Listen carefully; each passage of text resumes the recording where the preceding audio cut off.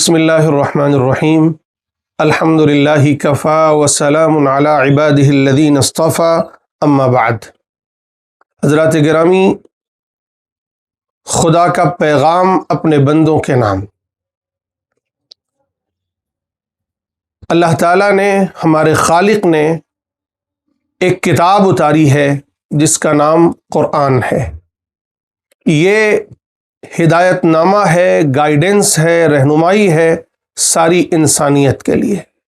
اب سارے انسانوں کا فریضہ یہ ہے کہ وہ اس کتاب کو پڑھیں، نہ صرف یہ کہ پڑھیں بلکہ اس کو سمجھیں اور جاننے کی کوشش کریں کہ آخر ان کا رب، ان کا کریٹر ان سے چاہتا کیا ہے، وہ اس دھرتی پر آئے کیوں ہیں، ان کے جیون کا، ان کی زندگی کا مقصد کیا ہے، پرپز آف لائف کیا ہے، اور پھر انہیں یہاں سے جانا کہاں ہے، ان کے ساتھ ہونے کیا والا ہے۔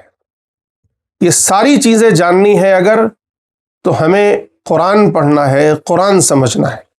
آئیے ہم قرآن پڑھنے اور سمجھنے کی کوشش کرتے ہیں۔ آج کا درس ہے سورۃ البقرہ، چند آیات۔ یہ قرآن مجید کی دوسری سورت ہے، دوسرا چیپٹر ہے۔ بسم اللہ الرحمن الرحیم، شروع اللہ کے نام سے جو بڑے مہربان، نہایت رحم والے ہیں۔ الف لام میم، یہ چند الگ الگ حروف ہیں، ان کو حروف مقطعات کہا جاتا ہے۔ اس کے معنی صرف اللہ کو معلوم ہے۔ یہاں نقل کرنے کا ایک مقصد اس کا یہ ہے کہ انسانوں کو یہ بتانا مقصود ہے کہ یہ وہی الفابیٹس ہیں جن کو تم بولتے ہو، الف با تا، الف لام میم، لیکن دیکھو اس کلام کی جامعیت، دیکھو اس کلام کا معجزہ، دیکھو کہ اس جیسا کلام تم نہیں پیش کر سکتے، کیونکہ یہ کسی بشر کا کلام نہیں ہے، یہ خالق کائنات کا کلام ہے۔ اسی لیے آگے فرمایا ذالک الکتاب لا ریب فیہ، یہ وہ کتاب ہے جس میں کوئی شک و شبے کی گنجائش نہیں ہے۔ یعنی یہ کتاب خدا کا کلام ہے، خالق کائنات کا کلام ہے، اس میں کسی طرح کی شک و شبے کی گنجائش نہیں۔ ھدی للمتقین، یہ ہدایت نامہ ہے، رہنمائی ہے متقیوں کے لیے۔ متقی کون ہے؟ یعنی جو ہدایت پانا چاہتے ہیں، جن کے دل میں یہ طلب ہے کہ میں اپنے رب کو جان لوں، اپنے رب کے پیغام کو سمجھ لوں، سچائی کا راستہ جان لوں، جن کے اندر یہ طلب موجود ہو، انہیں متقین کہا گیا ہے۔ تو یہ کتاب یوں تو ہر انسان کے لیے، ہر فرد بشر کے لیے نازل ہوئی ہے، ان کے لیے ہدایت نامہ ہے، لیکن اس سے فائدہ وہی لوگ اٹھاتے ہیں جن کے دل میں طلب ہو، جو ہدایت پانا چاہتے ہوں۔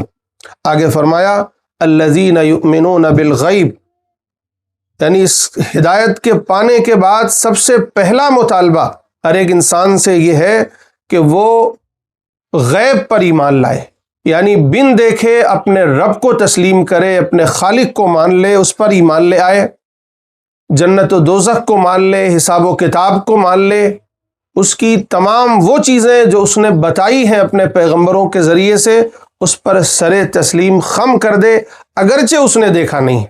اسے کہتے ہیں غیب پر ایمان۔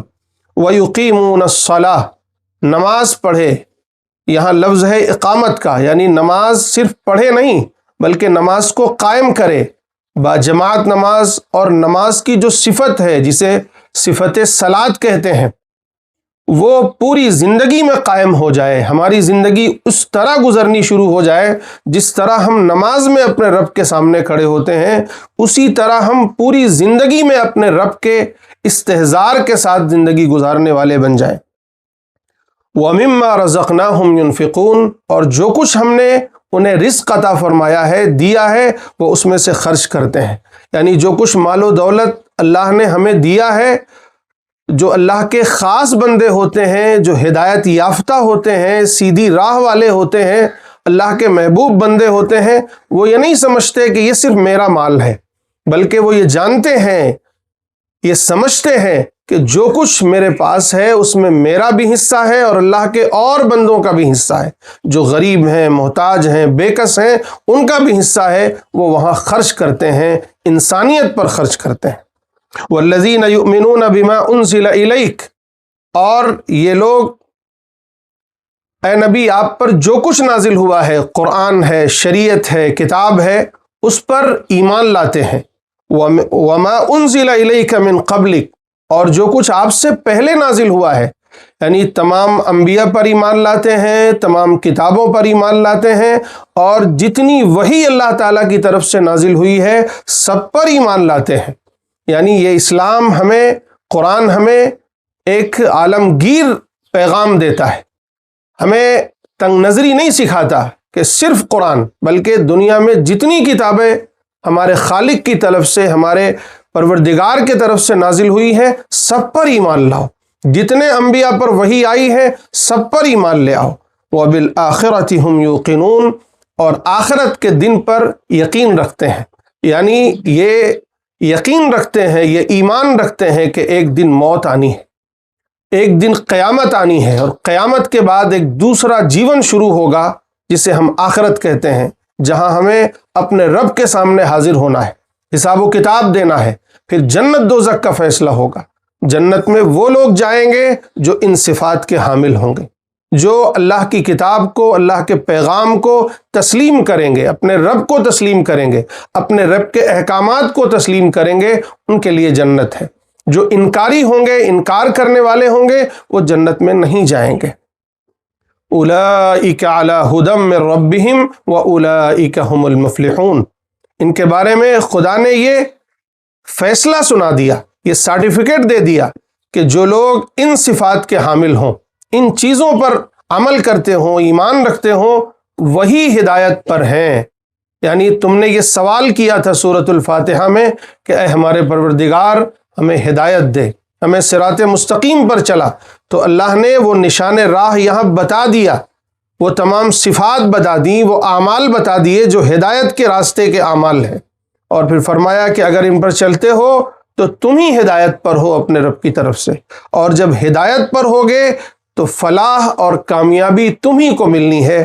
فرمایا وَأُولَئِكَ هُمُ الْمُفْلِحُونَ، اور یہی وہ لوگ ہیں جو فلاح پانے والے ہیں، اس دنیا میں بھی فلاح پانے والے ہیں اور آخرت میں بھی فلاح پانے والے ہیں۔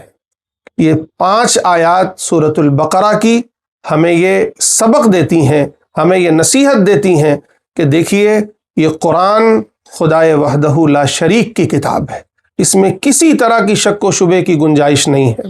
یہ ہدایت نامہ ہے ہر فرد بشر کے لیے، لیکن اس ہدایت سے فائدہ وہی لوگ اٹھاتے ہیں جن کے دل میں طلب ہو، چاہت ہو ہدایت پانے کی۔ اور پھر فرمایا کہ اگر ہدایت پانا ہے تو ان چیزوں پر عمل کرو۔ نمبر 1 غیب پر ایمان لاؤ، نمبر 2 نماز قائم کرو، نمبر 3 جو کچھ ہم نے تمہیں مال عطا کیا ہے اس میں سے خرچ کرو، نمبر 4 جو کچھ محمد الرسول اللہ پر نازل ہوا ہے اس پر ایمان لے آؤ، اور اس کے بعد فرمایا جو کچھ محمد الرسول اللہ صلی اللہ علیہ وسلم سے پہلے تمام انبیاء پر نازل ہوا ہے ان پر بھی ایمان لے آؤ، اور پھر آخرت پر ایمان لے آؤ، اس پر یقین کرو۔ جب ایسا کرو گے تو تم ہی ہدایت پر ہو اور تم ہی فلاح پانے والے ہو۔ اللہ تعالیٰ مجھے بھی اور آپ سب کو بھی عمل کی توفیق نصیب فرمائے۔ وآخر دعوانا ان الحمد للہ رب العالمین۔